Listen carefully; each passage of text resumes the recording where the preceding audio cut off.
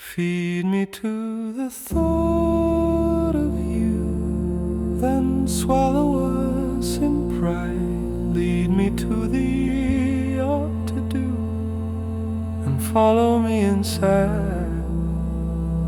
Hear me in the voice you made, and listen to it too. Steer me to a choice that's straight, if given that it's true. See me as the others could, once you have had your way. Be the way a mother should, a month glad for the days. Breathe in all I ever need, the air that keeps you here, teeth on lips that never plead. To dare the deep idea, feel the weight of being me. Then touch this face of how, seal our fate by seeing me in such a state as now. Judge me not just as I seem, but when and why and who. Trust the must of such a theme is all I ask of you.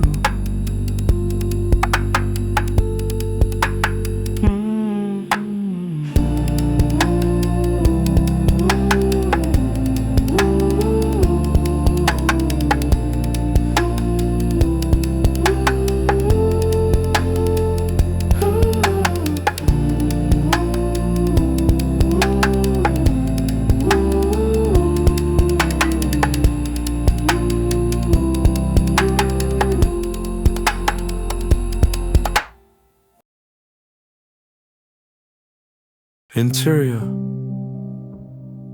a delivery room, real pain and false promise. 2 minutes to midnight. A newborn child, the cord wrapped around his neck as though he knew. A mother, and he was there too, I assume. Exterior, a school playground, the first rainbow in existence. Lunchtime. She holds his hand until she notices the warts on his fingers, and he would have to get used to the feeling. Blonde hair, and I remember them laughing. Interior, a room of compensation, nothing ever finishes. God knows a man with no business being there withstands the challenges of a boy now primal, depending on your time frame. Overdressed, I could always tell a man by his eyes. Exterior, a garden better kept than a family. The trees held secrets for too long. A brother once of 3 plays football with the wall of his home in legal terms, until he takes that also, then an angel, although I didn't realize it at the time. Interior, an afterthought of a car, a hope of nothing. 1 minute to midnight, a man in legal terms swerves through the back streets of a country town, while the rest of them celebrate more of it. Cowardly, both for trying and for not succeeding. Exterior, a garden party with not enough chairs, friends to and love to remember. Now mostly, a woman arrives late and just on time. Beautiful, not a savior but a testament. Interior, me. Exterior, me. Cut to a crowd of people thinking the same thing.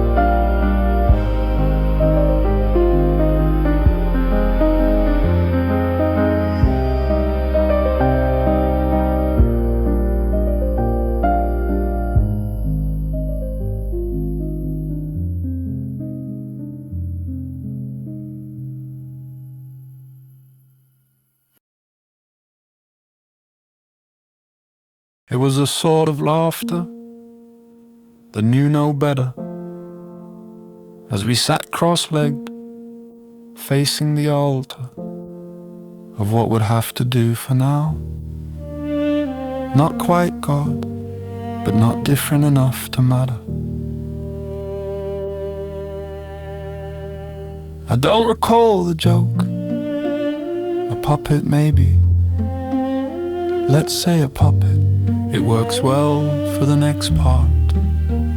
The puppet did its thing, being pulled by the strings that seemed to have reached the others, the false howling of the ones all in, right on cue, right on cue. I'd heard funny, I'd seen him drunk with his friends when he would scold me, and for all his flaws and the damage it brought, but he was good at it. I would watch the adults watching us, the real show, and I realized the game, the shapes they were aiming for, and I could feel Bandura's eyes. And over the years, the same thing, disguised better, invisible to those happy with their performance. I'd seen funny, they would leave me by the TV while they'd fight, and I would watch the work of those who had seen it also.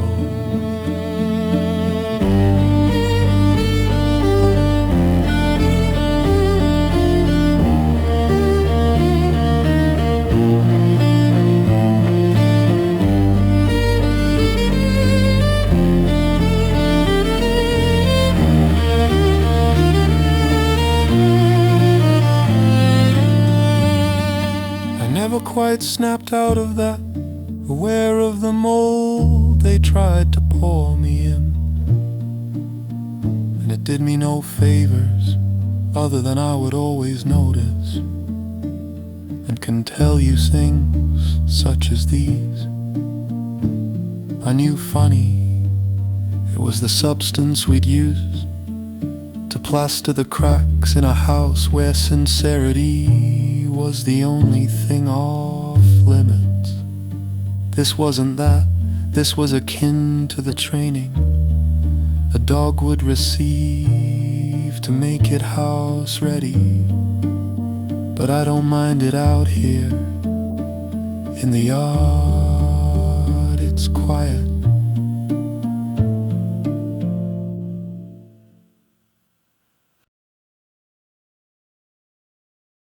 I knew it then, sat up in that tree, that they would be the death of me, talking to a boy with the same problems, but with better ways to solve them, as he recited his father's advice about proper conduct. And I recited mine's, how you should always roll them on their front, less applicable but without doubt.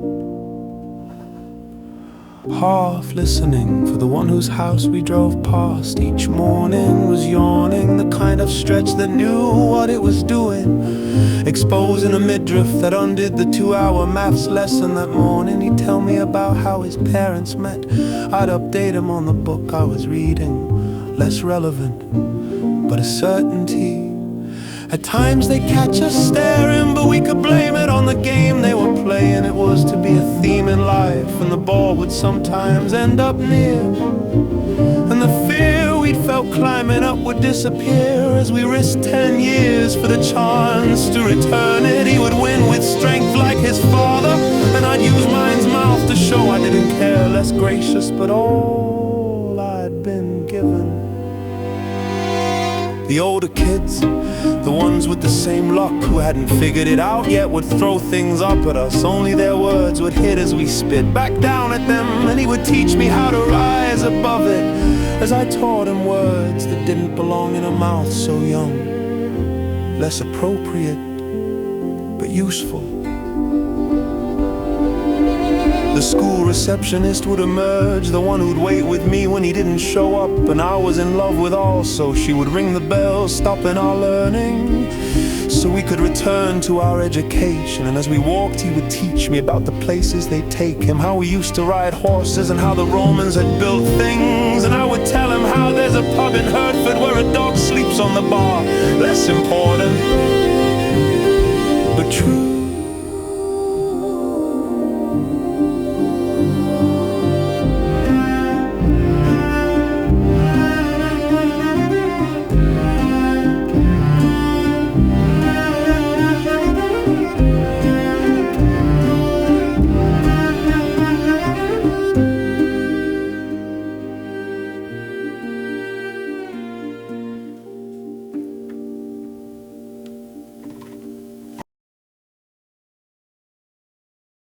Dehydrated, but I suspect it was more.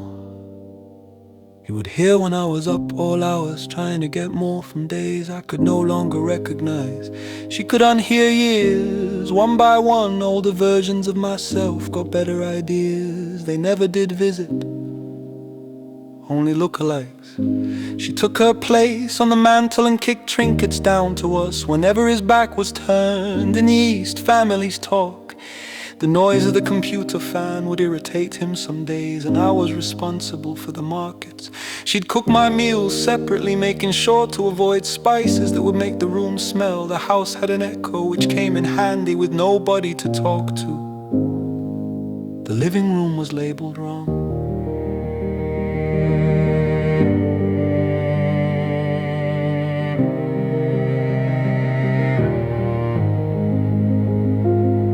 In the West, friendships are made.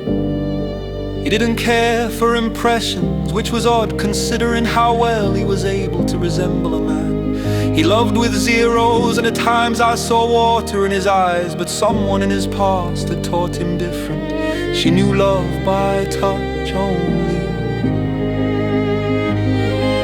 In the North, a father asleep at the wheel. Some rooms are small and smaller still when somewhere new, and even more so when replacing home, and more so again when the only choice. The South sits begging.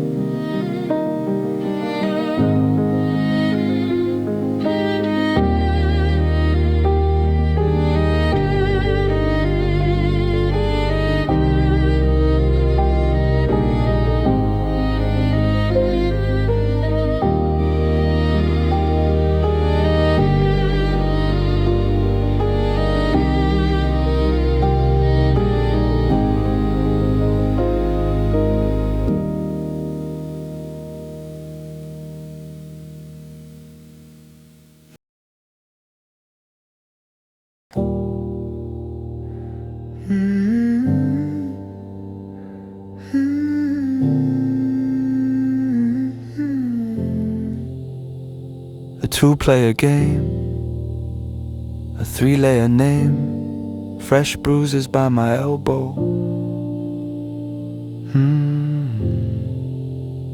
The bravest of fears, the furthest of nears, I'm sure she couldn't tell though.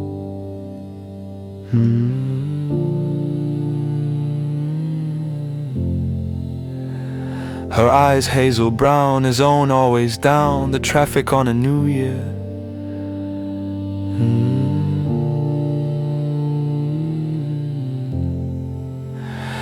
A need to be heard, a seed to be bird in order that it grew here.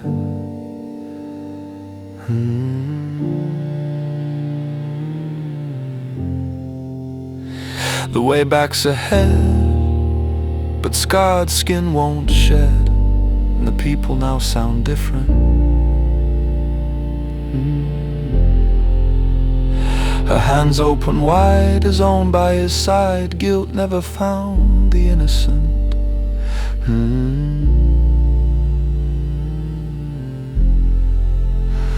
A lack of demand, a woman unmanned, the truth will always prevail.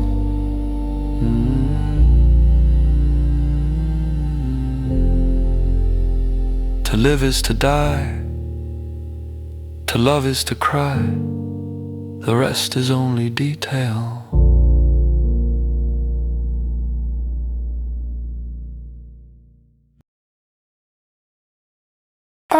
called myself. Then he watched him come, dressed as me, I would presume. When I spoke his way, me would seem so far, though they stood in the same room. And I was still me, but also not at all like myself, yet still a whom. Me would talk to I, and would call him myself, until I noticed the costume. Then the show would stop, so I could see the play in which he had been so consumed. Me would beg him back, and so would all of they, so that the story could resume. Though I think these thoughts, or rather they think me, only one can know what's true. Who is outside mind, a meaning with no word, that looks out but not into.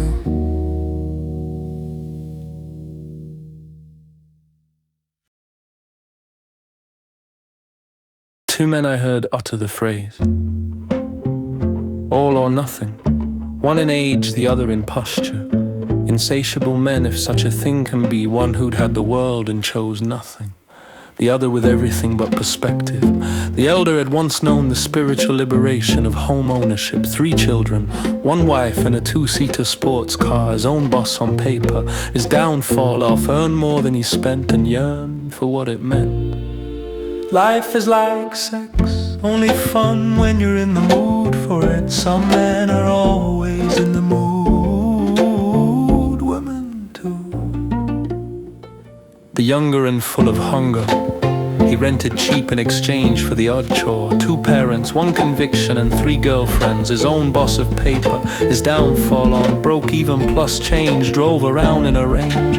Life is like a box of chocolates, only fun when you're in the mood for it. Some men eat too much, ooh, women too. A boy from the market stall once asked me about my watch. I told him it had cost a fortune, how hard I'd had to work to get it, but it was fake, and so was I, and so was he, I discovered as his friends took my wallet. Life is like the apologies of politicians, it doesn't mean anything. Most men lie too much, women too. In his later years, I would find bloodstains on his suits where he'd fallen in the brambles on his way home. All is a hard concept to define, harder still to attain, but if not all, he had it good except for the reminders. Life is like a box of chocolates, it's better with friends. Some men aren't friendly, women too. He would ignore favors until they became charity. He shared the good thoughts and kept the bad ones for himself. And should they ever get too close, which is always a part of the terms, he would fold with a good hand. Life is like sex, it's better with friends. Some men are friendly, women too. Ooh, he did that odd thing some men do when they cheat on their partner with someone less attractive. It wasn't about how they looked to him, but how he looked to them. She did it back, but the right way. Life is like the apology of politicians, only fun when you're in the mood for it. Some men say they're sorry, women too.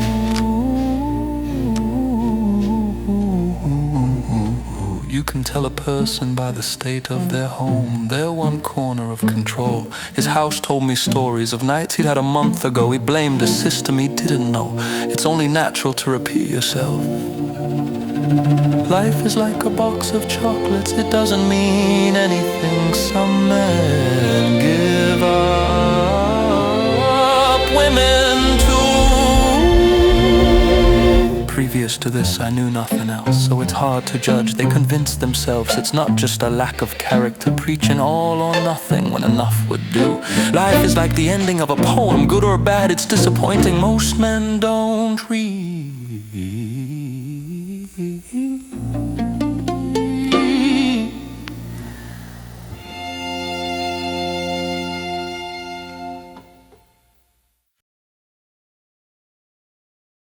Repressed.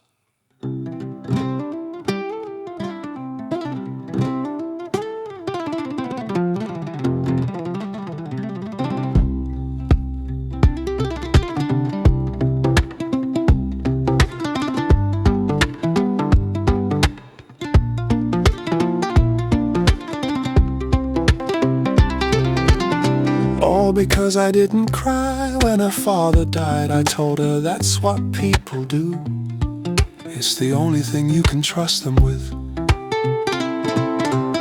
She would spend money she didn't have and stay up late reading those self-help books. Her mood suffered for it the following day. I told her sleep was free. I had an argument with a woman on the train I thought was pregnant for offering her my seat. She taught me a lesson I didn't ask for about assumptions, and her words made me realize how wrong I was. Nobody would fuck her. They would judge the ham in my sandwiches, spouting off about the latest documentary of a man punching a cow in the face whilst ingesting substances that had painted countries red. In school we would wear charity bands to show our virtue. Now they wear each other. My back ached from having to bend to the tune of the most recent article she'd read. I'm yet to meet her. The yoga didn't help.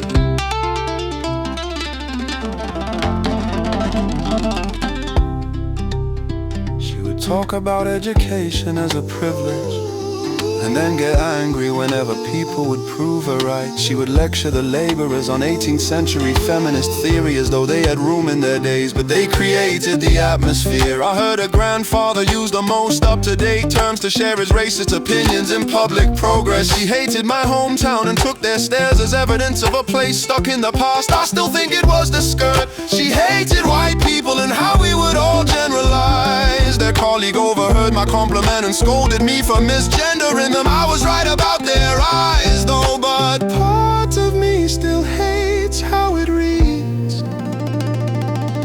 It would often end over arguments I wasn't invested enough in at the time to recall now. I remember being wrong a lot. The odds seem unlikely, especially when I wasn't in the business of talking about things I didn't know.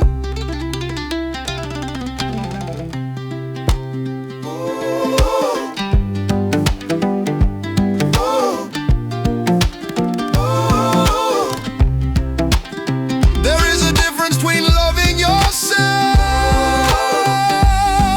and knowing yourself. I drink with the latter.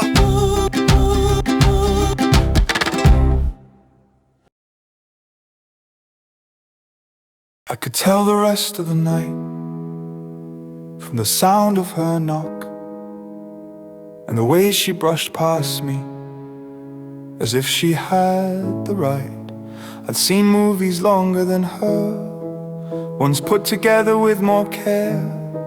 And as she climbed into the bed that I had made, I was reminded once more of the pitfalls of a studio apartment. A man with more rooms may have survived her. She would use silence as a sword. I liked her most then, with my back to her, as I pretended to write. And she would complain about the smoke that hung in the air, and the dishes in the sink, and the stains upon the coffee table, as though she had the right. I'd had showers longer than her, ones that did more for me and felt better on my skin.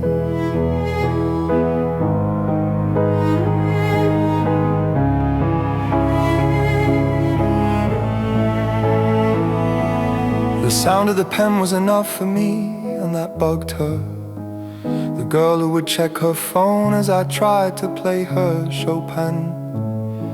And when she realized 4 a.m. wasn't a threat to me, she would speak up, just as I got to the line that could have changed it all, and demanded words that weren't meant for her, as though she had the right.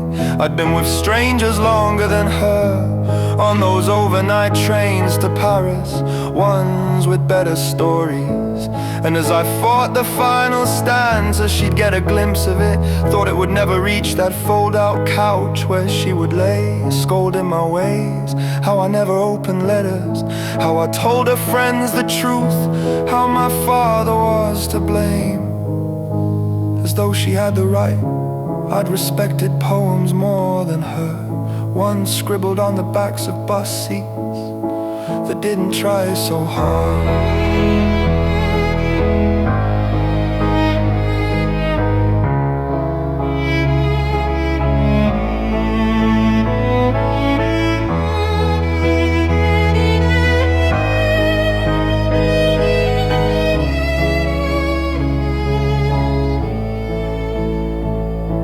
My silence was louder, for I knew it better, and she would kiss my neck as she remembered why I knew her.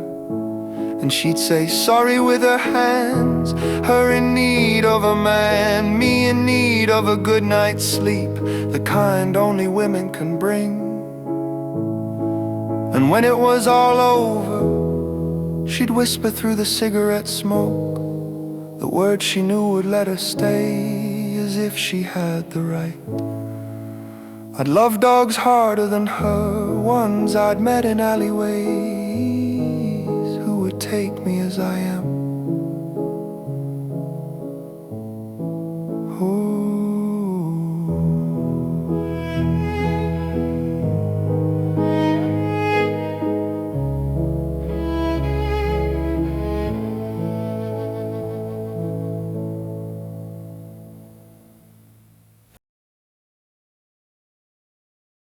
And as the servant receded, forgetting his place, there I was, walled in with my choices, staring back at me, unrelenting, no tomorrow to justify them, and nothing to look to but yesterday's, held in the raw, honest present, heard clearly through the ears of a younger man, way off in the distance, one who dreamt, no longer drowned out by the rationalizations of the rat race, rendered by busier minds, tired of themselves,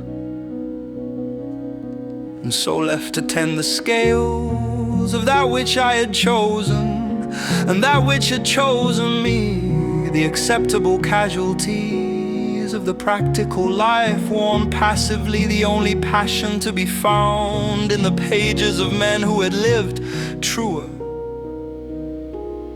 And on exhaling that thought, the room was painted a coward's grey. I saw fear in the furniture, contentment in the clothing, surrounded by the faces of those that had lied to me out of love and downfall, that it would all be worth it. And even the waxwork plants in the corner, the ones I had bought to avoid failing, seemed more alive. And the whole light that flickered, and the cracks in the plaster, and the nails that hung heroes, all seemed to be trying harder.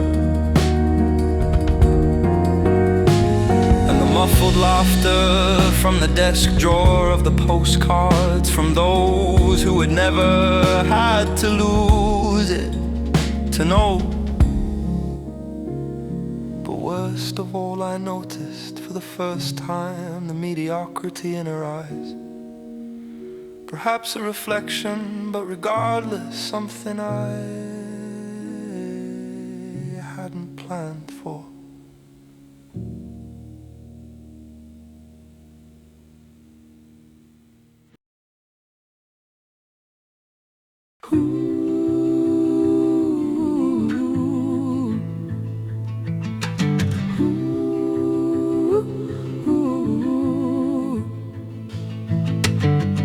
As the servant receded, forgetting his place, there I was, walled in with my faces staring back at me unrelenting.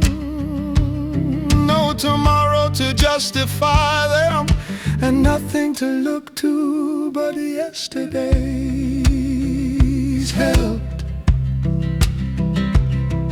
In the role honest present heard clearly through the ears of a younger man. Way off in the distance, one who dreamt no longer drowned out by the rationalizations of the rat race, rendered by busier minds tired of themselves,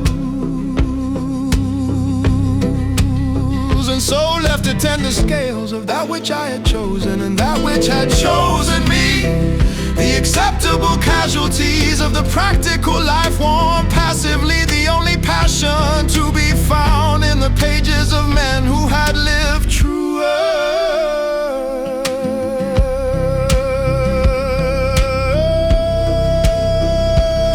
And on exhaling the thought the room was painted a coward's gray. I saw fear in the furniture, contentment in the clothing, surrounded by the faces of those that had lied to me out of love and downfall, that it would all be worth it. And even the waxwork plants in the corner, the ones I had bought to avoid failing, seemed more alive. And the whole light that flickered, and the cracks in the plaster, and the nails that hung heroes, all seemed to be trying harder.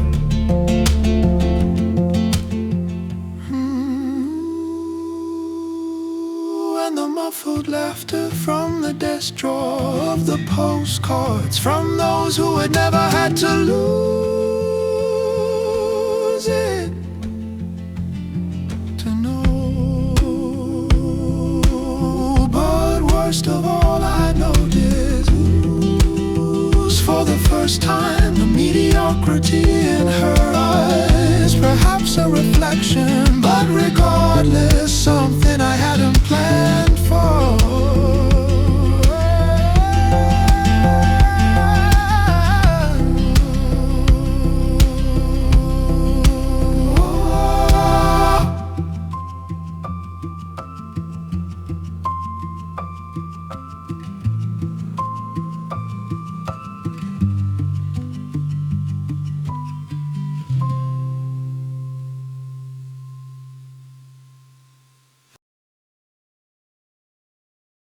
I call back to you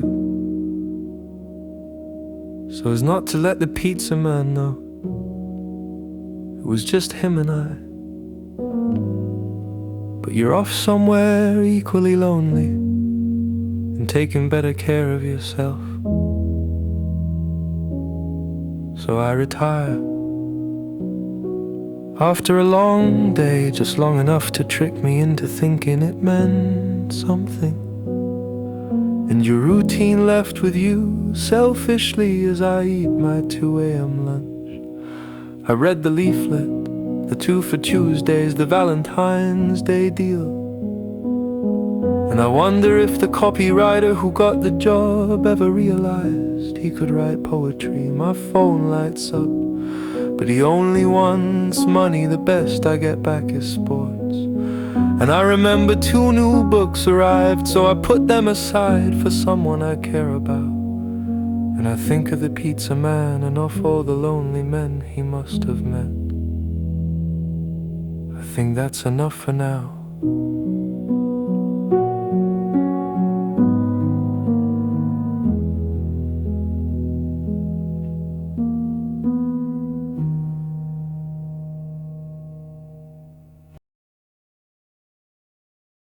I faked a conversation with a man who felt the same, as I relit old fires that had burned out for a reason in search of your number. And when I found it, we stayed in all week together, hiding from what really should have been. And that first night was just like the old days in bed, watching our favorite movies, and for a moment we didn't mind it. This new world where time has joined the suffering, where life no longer unfolds but is prized apart, where it has to be peeled back ourselves to get to anything resembling nourishment. But that first night, with nowhere to be, and nothing to be up for, we dissolved through the duvet. Back to when we were teenagers, where we first met, laughing at the moon. Back to last New Year's Eve, when you carried the night and we only argued once. Back to when we were adults, sitting in that stranger's house as another stranger bathed upstairs, thinking maybe we'd gone too far this time. To live a moment without guilt is an unearned blessing for those who deserve otherwise. That's what the first night was, and much of Sunday morning. But by Monday night, where for all this newfound inspiration, we did the same thing, trying to recapture a moment we never owned. But the spell was fading and the present kept creeping in, showing the cracks in our plan, but with nowhere else to be and nothing to be up for, we melted clumsily into the bed sheets. Back to why it all happened in the first place, and to now with this funny taste in my mouth. And tomorrow the washing up, and you would tell me I'm my own worst enemy, how you're a close second, that there's no point to trying. As I remember why I left you, the temporary refuge, the Stockholm Syndrome. And the same for the nights after. We used each other through till Wednesday, 3 days of newly needed excuses for those that know better. But when I woke Thursday morning to see you had gone, I sighed relief. There's a particular pain to knowing even the good things don't belong.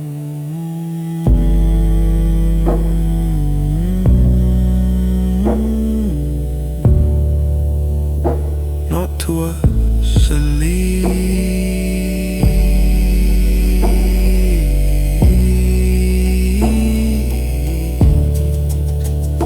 Not to us at least.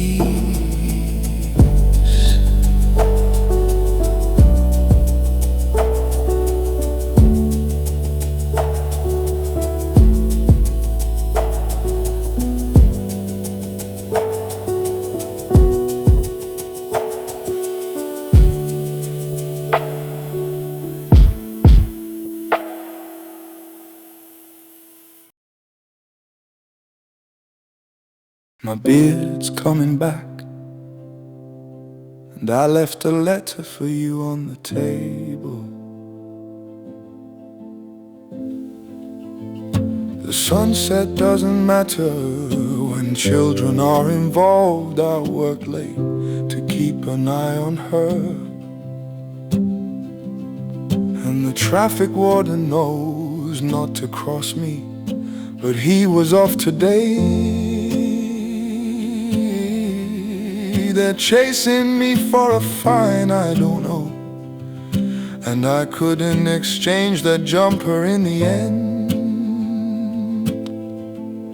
But I liked it when we slept in that red bus with your name on it. Welcomes me some days, other days it just stares. My place smells nice at least. I have paper cuts from books I didn't enjoy reading, and I still don't speak Spanish. Principalmente. I noticed the ceiling was painted wrong, and they never did get off that island. But I had to throw out those letters. Should things get different, I'll be sure to write. But for now, it's what is was mostly.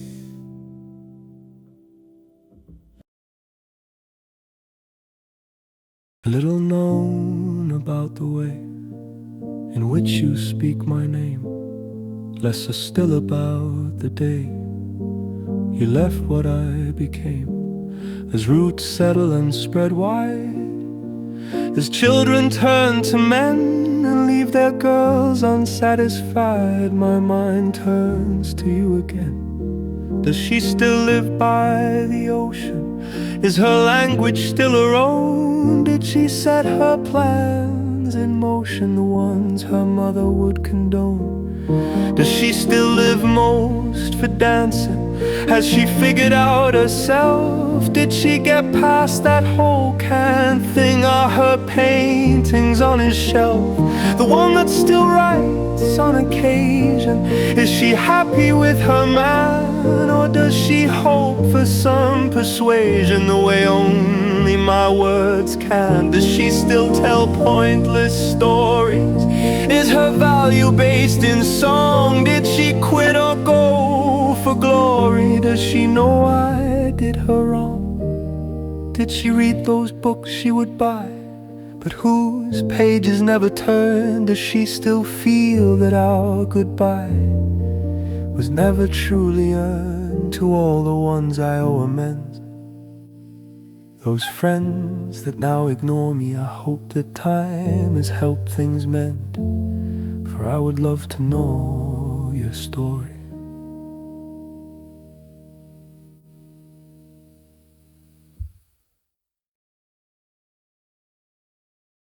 She is deliberately all life and smile, on occasion elseward bound.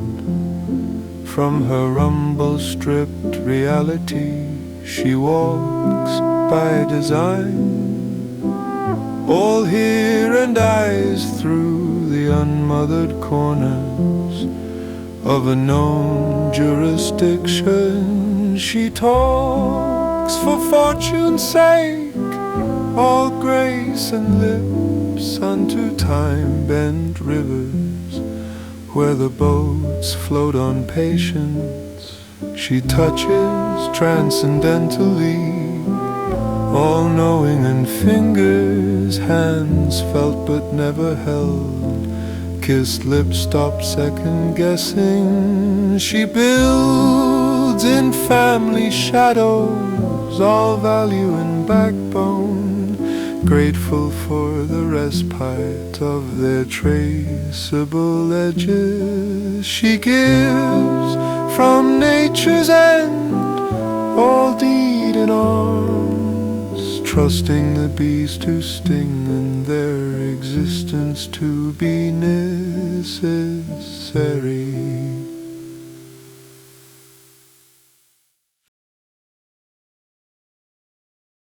There's an urgency in my sleep, with the knowledge of what a day can mean, hindered only by the consideration of whether that's enough. I find they each know something about it whenever we must talk, the quiet ones more so, who think it wise to not discuss. You don't know a man, or even if, until he loses a parent, or more still a child, though the latter is forgiven. I liked him most when he quit smoking, more so when he quit talking about it, as though civility could be stretched out like love is with patience. Mondays are my favorite disguise, but by the weekend even the clock won't face me. Perhaps its lessons would be heeded if not for the repetitive nature. There is nothing to the shape of a circle, it's lazy and folds easily, and lacks a dimension needed to be of any use. It's the hurdles or the high jump, or else the relay time of a better man, fast enough to make you look still and feel the starting gun in your back. 5 years is enough, but I suppose 10 is better. For there are gifts that she has given me, which depends on it entirely. It is not just about arriving, but arriving early enough to survive it. I tell his ghost, ooh,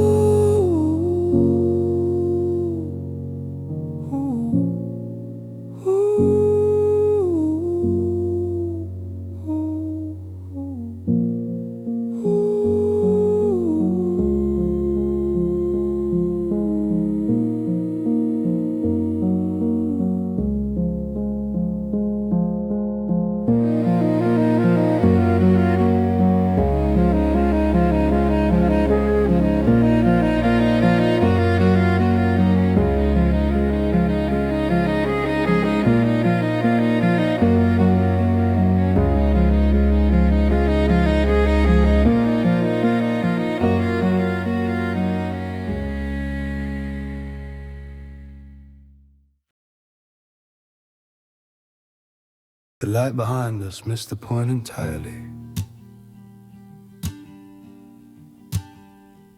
The real story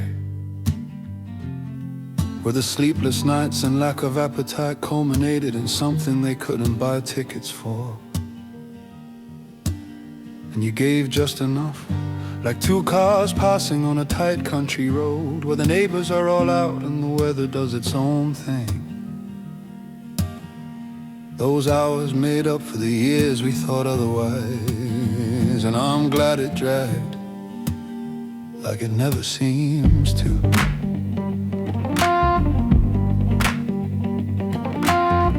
I don't remember one other face that day, not the lady, I think lady at the beginning, nor the others who chose to pay attention, only their stale walks, nor the waiter that took his time.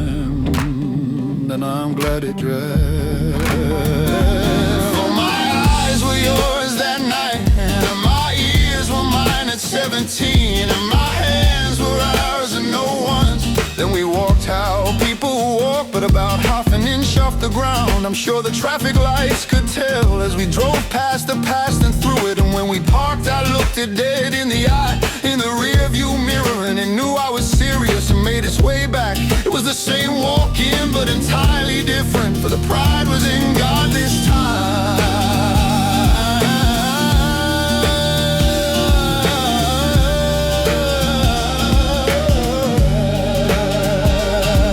You asked if I believed in God, and I told you that I had to, that I had made a deal with him. You asked about the others, and I did the same as we tried to piece it together. And when I got up to go to the bathroom, the old woman in the corner had a look in her eyes if she knew. And I don't remember her face, just that look.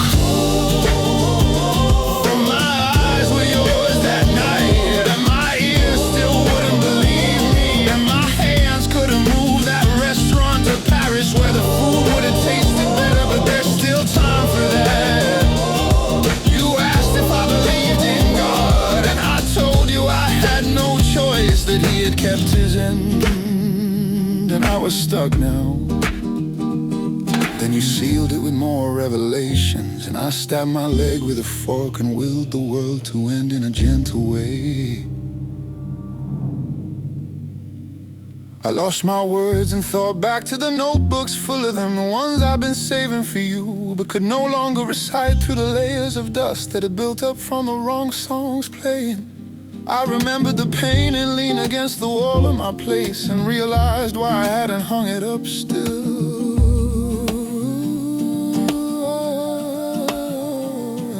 You asked if I believed in God, and I knew who was asking. The smile gave it away. Back to the mirror, with it nowhere to be seen, facing the wrong way down a one-way street. But for tonight at least, it was the rest of them that were mistaken. And the potholes on those new tower block roads played like music, and the goodbye just another opportunity, and the drive home just another chance to catch my breath again down those country roads where the passing cars gave just enough. Then you gave my ears a rest, but my eyes and hands were yours until the early hours, when the sleepless nights and lack of appetite culminated in something those notebooks couldn't capture.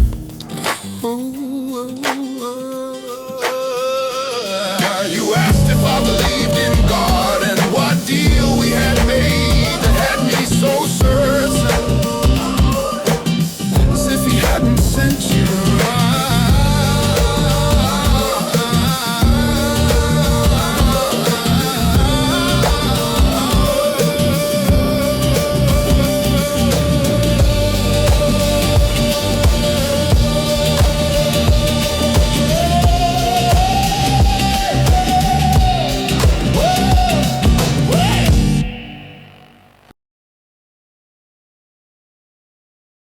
I thought of you,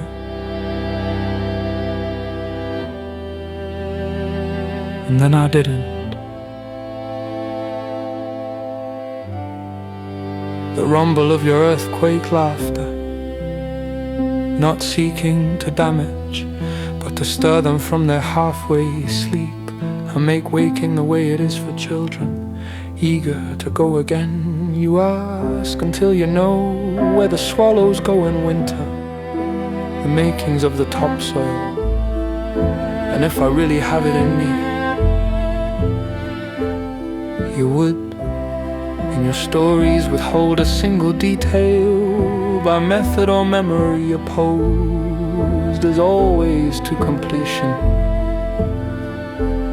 You keep for days that never come and give to those who never were so indecisive in their blessings. The light behind your life-lived eyes, as young as ever, reflects a world so very different from the others. One I'm glad you shared, I think of me. But in your voice.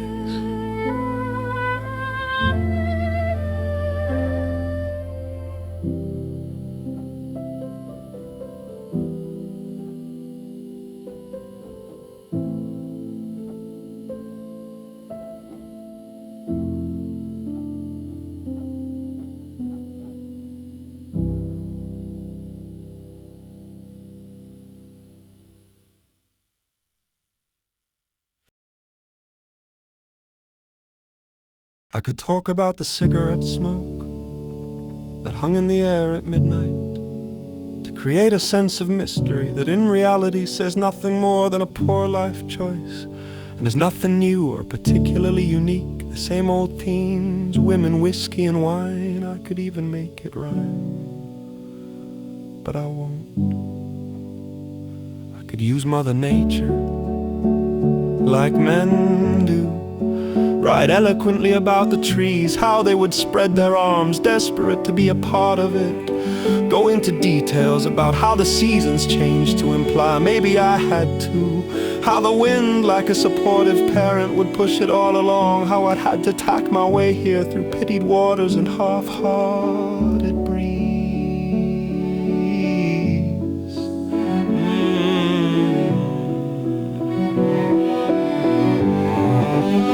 I could use simile like a prick, metaphors, how your eyes are the only mirrors that have ever worked for me. Illiterate, empty but effective, sibilate simply.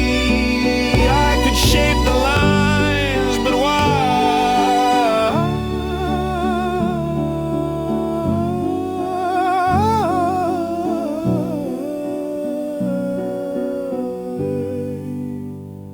I could feign intellect through the essence of superfluous locutions, hackneyed promises are yielding after all. I could put it in a sonnet, an acrostic, a rondo, a cinquintessestant or a villanelle. Some men exercise and look after their mothers, that says more. I could write in 1,000 ways, in 1,000 words, to 1,000 schemes, but it all feels cheap to me.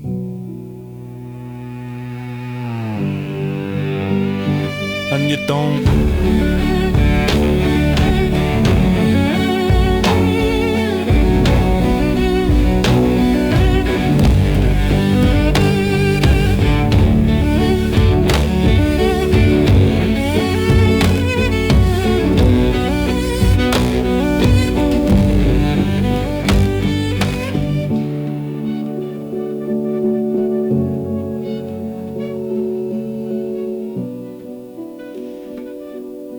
And you don't.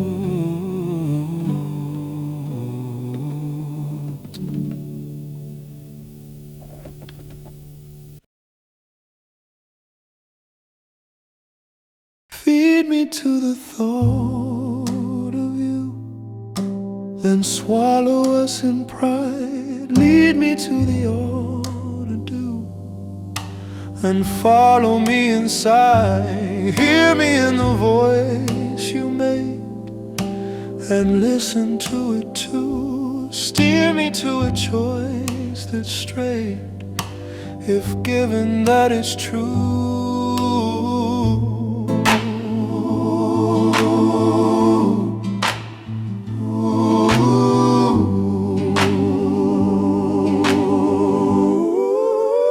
See me as the others could. Once you have had your way, be the way your mother should. A month glad for the days, breathing all I ever need. The air that keeps you here, teeth on lips that never plead, to dare the deep idea.